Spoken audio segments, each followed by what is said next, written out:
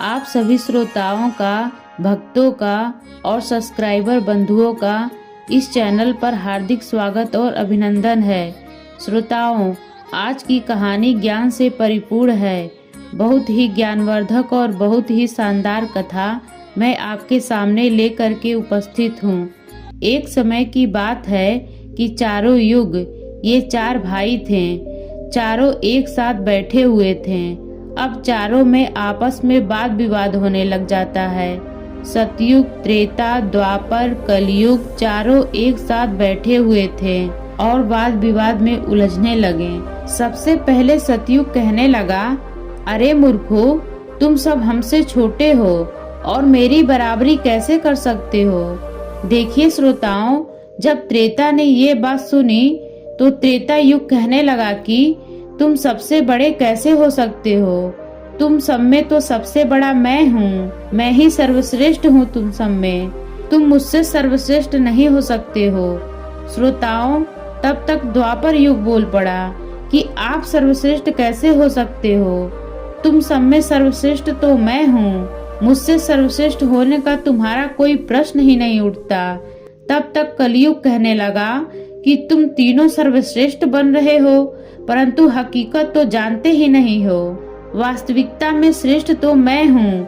देखिए श्रोताओं, चारों युग इस तरीके से झगड़ने लगे।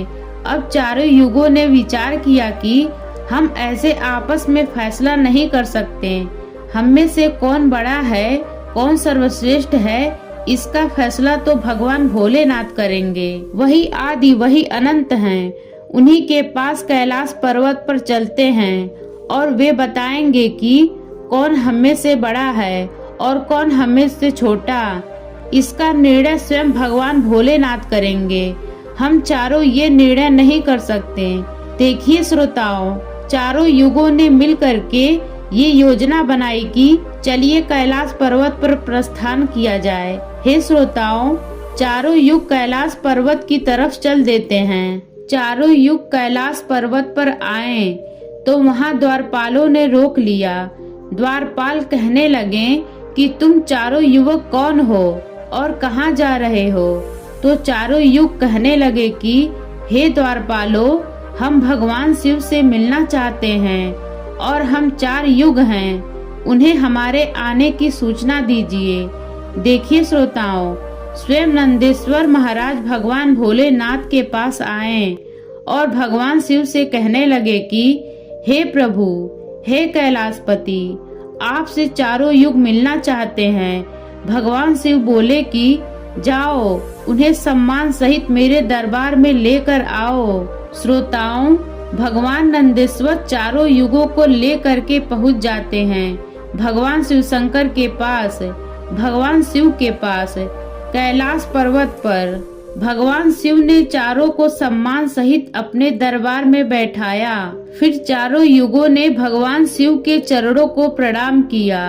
तो फिर भगवान शिव जी ने कहा कि आपका हमारे दरबार में, हमारे कैलाश पर्वत पर स्वागत है। कहो युगो, आने का कारण क्या है। तुम तो स्वयं कालचक्र हो, तुम तो स्वयं समय हो। फिर क्या वजह है तुम मेरे पास आकर के उपस्थित हुए। देखिए श्रोताओं, चारों युग कहने लगे कि हे भगवान, हे भोलेनाथ, हम चारों में एक विवाद खड़ा हो गया है और उस विवाद का हम चारों समाधान नहीं कर सके। तभी आपके पास चले आए और आपसे ये गुहार करते हैं, आपसे ये निवेदन करते हैं और न्याय मांगते हैं कि हे भगवान, आप हमारा फैसला करें, आप हमारा न्याय करें और आप हमें बताएं प्रभु कि हम चारों में कौन बड़ा है, हम चारों में सर्वश्रेष्ठ कौन है। भगवान शिव कहने लगे कि इसका फैसला तो तब होगा जब आप लोग अपना अपना पक्ष सुनाएंगे। देखिए श्रोताओं, तब तक सतयुग बोल उठा। भगवान शिव ने सतयुग से कहा कि सतयुग, तुम बताओ, तुम कैसे बड़े हो सकते हो। तुम अपने आप को सर्वश्रेष्ठ बताने की कोशिश कर रहे हो, लेकिन हो कैसे, ये बताइए। तो भगवान शिव से सतयुग कहने लगा कि देखिए प्रभु, आयु सबसे ज्यादा है। मैं 17 लाख वर्ष का हूँ और अन्य युग मुझसे बहुत छोटे हैं, इसीलिए मैं इन सभी से लंबी आयु का हूँ। तब तक कलयुग बोल उठा। कलयुग कहने लगा, प्रभु, व्यक्ति आयु से नहीं देखा जाता, कभी कोई आयु से बड़ा नहीं होता, व्यक्ति तो गुणों से बड़ा होता है प्रभु, हमने तो यही सुना है। भगवान शिव ने कलयुग के दलील को माना और सतयुग से कहा कि सतयुग, तुम इस तरीके से तो बड़े नहीं हो। सतयुग कहने लगा, प्रभु, मेरे व्यक्ति जो मुझ में पैदा हुए थे बड़े बड़े बलवान थे, बड़े बड़े पराक्रमी थे, वो पृथ्वी को उठा ले जाएं ऐसे पराक्रमी बलवान थे। और जब मेरा राज्य था उस समय भगवान श्री हरि विष्णु ने कई अवतार धारण किए। देखिए प्रभु, नरसिंह अवतार मेरे ही शासन काल में हुआ, वराह अवतार मेरे ही शासन काल में हुआ, मत्स्य अवतार मेरे ही शासन काल में हुआ। तब तक त्रेता युग बोल उठा कि नहीं प्रभु, क्या श्री हरि विष्णु के अवतार धारण करने से बड़े हो सकते हैं? तो प्रभु अवतार तो मर्यादा पुरुषोत्तम भगवान श्री राम का मेरे ही शासन काल में हुआ था, जिन्होंने संसार को मर्यादा सिखाई। और बलवानों की बात करते हैं, बलवान तो कुंभकर्ण जैसे योद्धा, रावण जैसे योद्धा मेरे शासन काल में भी हुए। हे प्रभु, इस तरीके से तो ये सतयुग बड़ा नहीं हो सकता, इन सब में तो बड़ा मैं हूँ। जब ये बात द्वापर युग ने सुनी तो द्वापर युग कहने लगे कि प्रभु, ये दोनों बड़े बन रहे हैं, परंतु ये बड़े हो कैसे सकते हैं? देखिए प्रभु, आप जानते हैं कि जब मेरा शासन काल आया तो मुझ में तो भगवान श्री कृष्ण जैसे अवतार पैदा हुए, भगवान श्री कृष्ण जैसे अवतार हुए, जो कि 16 कला से संपूर्ण पार ब्रह्म परमेश्वर थे, जिन्होंने विराट रूप दिखाया। ऐसा विराट रूप तो साक्षात श्री हरि विष्णु भी नहीं दिखा सके। हे भगवान, योद्धाओं की बात करते हैं तो मेरे शासन काल में कौन से कम योद्धा हुए? आप सोचिए, मेरे शासन काल में भी बहुत बहुत पराक्रमी, बड़े बड़े बलवान कंस, जरासंघ, भीष्म पितामह और पांचों पांडव तो मेरे ही शासन काल में हुए थे। प्रभु स्वयं बलराम भी मेरे शासन काल में हुए थे। तो बताइए प्रभु, मेरे शासन काल में कौन सा योद्धा इनके योद्धाओं से कम था? हे प्रभु, इन सब में बड़ा तो मैं हूँ। तब तक कलयुग बोल उठा। कलयुग कहने लगा, प्रभु, मैं इनकी बातें मान लेता हूँ, लेकिन इनके शासन काल में जो भी योद्धा हुए, जो भी अवतार हुए, प्रभु वो ठीक है, मैं मान रहा हूँ, परंतु हे नाथ, इनके शासन काल के जो भी योद्धा हुए उनमें बुद्धि नहीं थी, वह बिल्कुल मूर्ख थे। और जिनके शासन काल में मूर्ख प्राणी पैदा होते हैं, तो क्या प्रभु वो सर्वश्रेष्ठ हो सकता है?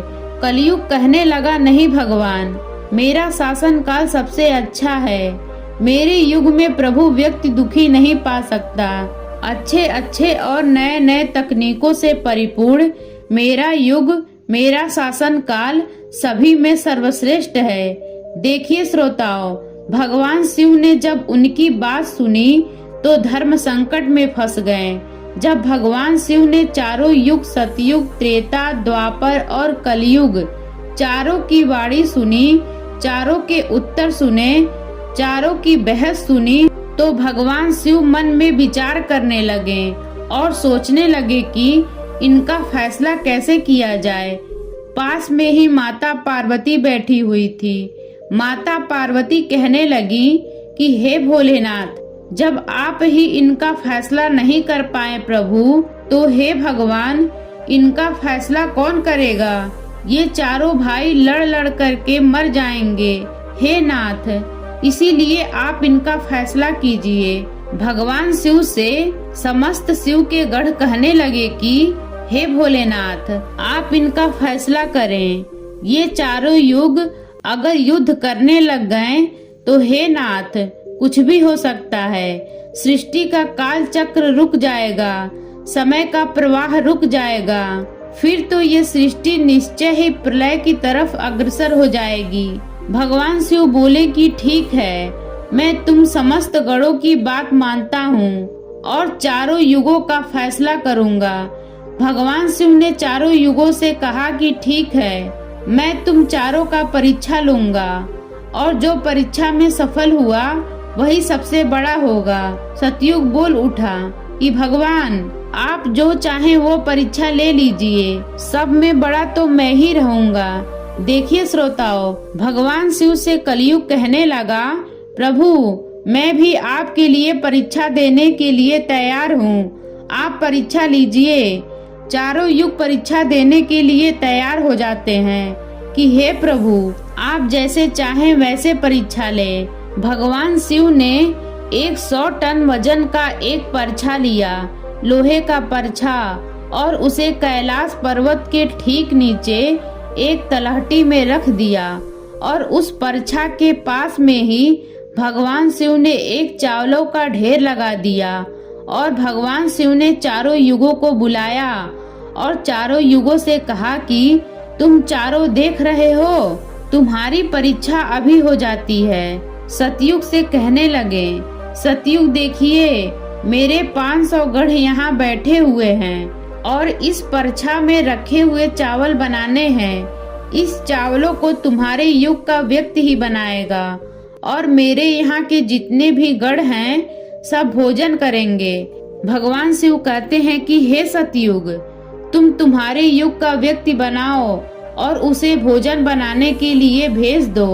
हम सभी समस्त घटना को मिल करके देख रहे हैं। देखिए श्रोताओं, भगवान शिव की बात जब सतयुग ने सुनी तो एक बहुत बड़ा पराक्रमी योद्धा सतयुग ने बनाया और बना करके उससे कह दिया कि जाओ बेटा, इस परछे में चावल बनाओ और चावल बना करके भगवान शिव के इन गढ़ों को भोजन कराओ। देखिए श्रोताओं, अपने महाराज का आदेश सुन करके सतयुग का आदमी चलता है और उस तलहटी में आया। उस तलहटी में आ करके देखता है कि परछा का वजन 100 टन से ऊपर है, हजारों मन वजन का परछा है। श्रोताओं, अब तो सतयुग का व्यक्ति बहुत बड़ा बलवान था। एक बहुत बड़ी भट्ठी खोदी। भट्ठी खोदने के बाद पेड़ों को तोड़ करके लाया और उसमें अग्नि जलाई। अग्नि जलाने के बाद परछा को एक हाथ से उठाया और उठा करके भट्ठी पर रख दिया और चावलों को उसमें डाल दिए, जल डाल दिया और चावल उसी परछा में बना दिए।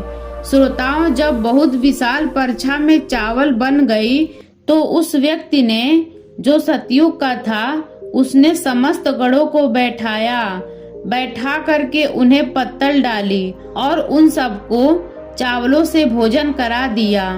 और जब उसका कार्य पूरा हो गया, कार्य पूरा करने के बाद वापस अपने राजा सतयुग के पास आया। कहने लगा, प्रभु मैं जा रहा हूँ, मेरा काम हो चुका है। सतयुग कहने लगा, ठीक है, आप जाइए। ये सब भगवान शिव और अन्य युग देख रहे थे। भगवान शिव ने अब त्रेता युग से कहा कि हे त्रेता, अब तुम तुम्हारे व्यक्ति को भेजो और यही परछा जो रखा हुआ है मैं अपने माया से मिटा देता हूँ और दूसरा इसी के समान परछा बना देता हूँ और तुम इन चावलों को तुम्हारे व्यक्ति से बनवाओ और मेरे 500 गढ़ों को भोजन कराइए। देखिए श्रोताओं, त्रेता युग ने कहा, ठीक है प्रभु, जैसी आपकी आज्ञा।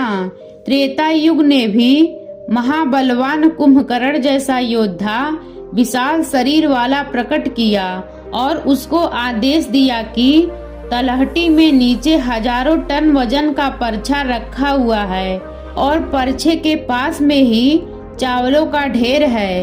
इन चावलों को बनाना है, पकाना है और जब चावल पक कर तैयार हो जाएं, तो इन समस्त भगवान शिव के गढ़ों को भोजन कराना है। हे श्रोताओं, अब तो त्रेता युग का व्यक्ति बड़ा बलवान था। वह उस परछा के पास आया, पास में ही एक भट्टी खोदी और भट्टी खोद कर उस परछा को दोनों हाथ से ताकत लगाई और दोनों हाथों से ताकत लगा करके उठा करके उस भट्ठी पर रख दिया और भट्ठी पर रखने के बाद अग्नि जलाई। अग्नि जला करके परछे को भट्टी पर रखा, फिर उसमें चावल डाल दिया और पानी डाल दिया और चावल पककर तैयार हो गई। अब उस त्रेता युग के व्यक्ति ने उन चावलों को उस परछे से निकाला और निकाल करके जितने भी भगवान के शिव के गढ़ थे उनको भर भर के बाल्टी उनके पत्तलों में डाल दिया और समस्त गढ़ों ने भोजन किया।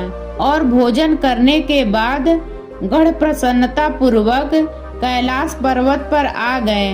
भगवान शिव ने फिर उस संपूर्ण भट्ठी को और परछे को समाप्त कर दिया और द्वापर युग से कहा कि द्वापर, ध्यान से सुनने की बात है। ये दोनों युग अपनी अपनी परीक्षा दे चुके हैं, अब तुम्हारी बारी है। देखिए, इतना ही बड़ा परछा उस तलहटी में तुम्हें दिखाई दे रहा है और हजारों मन चावल रखे हुए हैं और तुम्हें मेरे 500 गढ़ों को भोजन करवाना है। देखिए श्रोताओं, द्वापर युग कहने लगा, ठीक है प्रभु, आपकी जैसी इच्छा। मैं भरसक प्रयत्न करूंगा कि मेरा व्यक्ति इस काम को सफलता पूर्वक कर दे।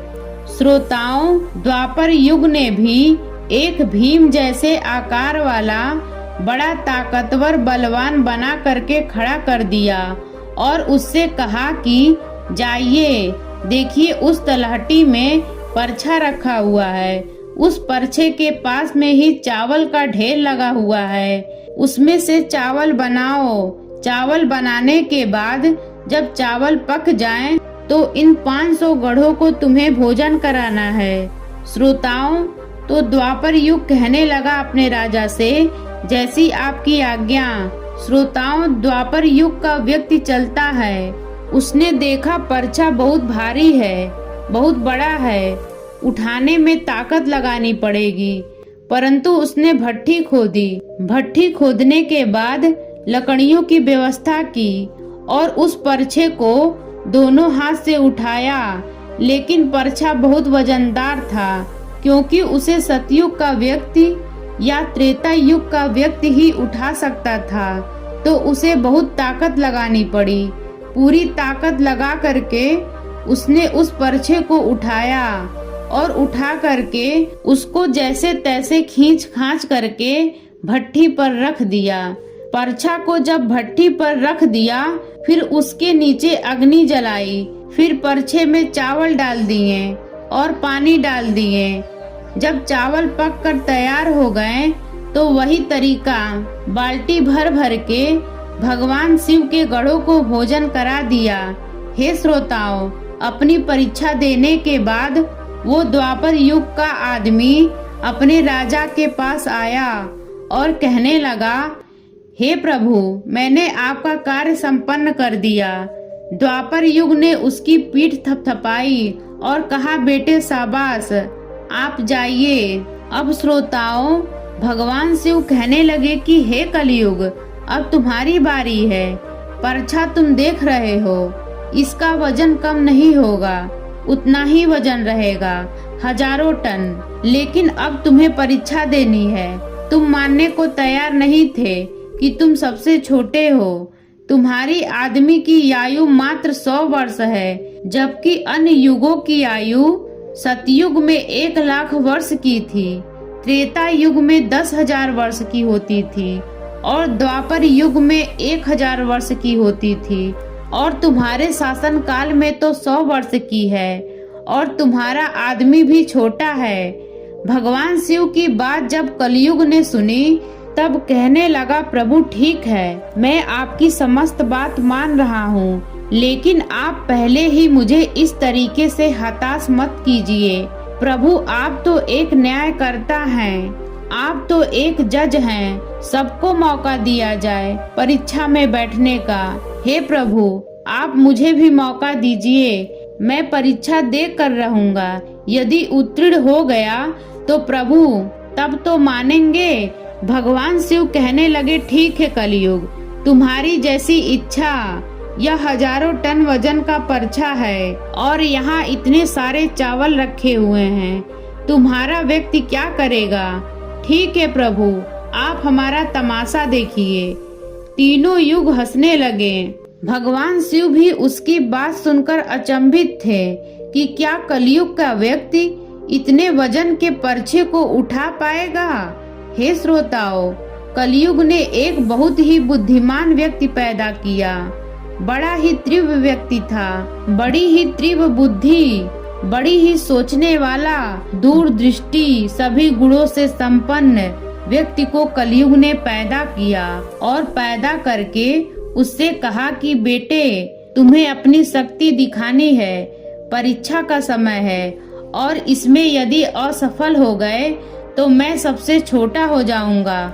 वह व्यक्ति कहने लगा अपने राजा से, महाराज, एक परछा की बात कर रहे हैं आप? ऐसी हजारों परछा अगर मेरे सामने हो तो भी कुछ नहीं है।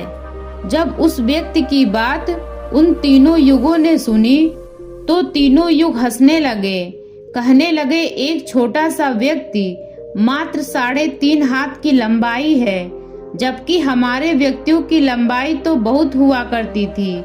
देखिए श्रोताओं, सतयुग के व्यक्तियों की लंबाई स्वयं की 22 हाथ थी और त्रेता युग की व्यक्ति की लंबाई स्वयं के 14 हाथ थी और द्वापर युग के व्यक्ति की लंबाई स्वयं के 7 हाथ थी और कलयुग के व्यक्ति की लंबाई स्वयं के 3.5 हाथ होती है।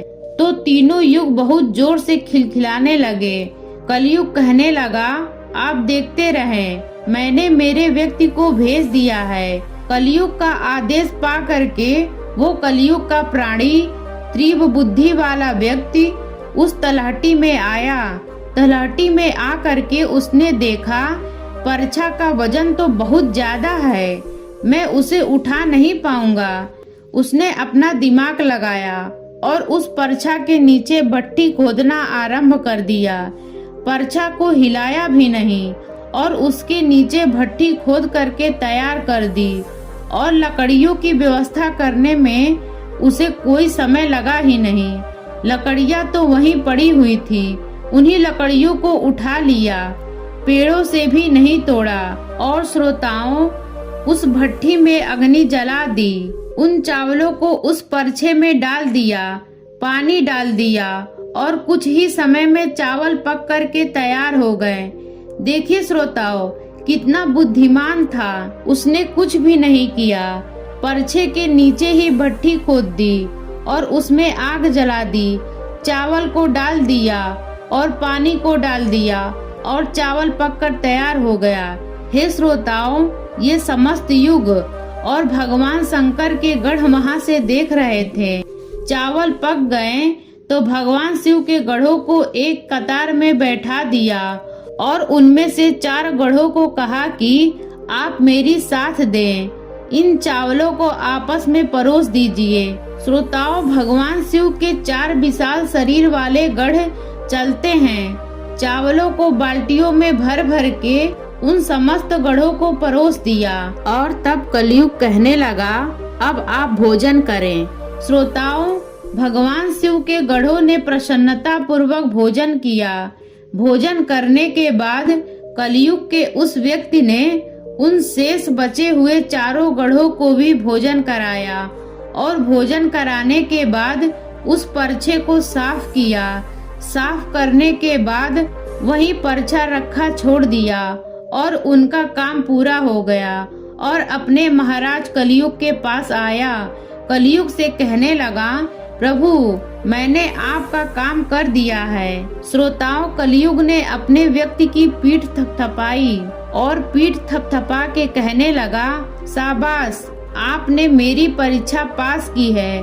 भगवान शिव और तीनों युग देख करके अचंभित रह गए।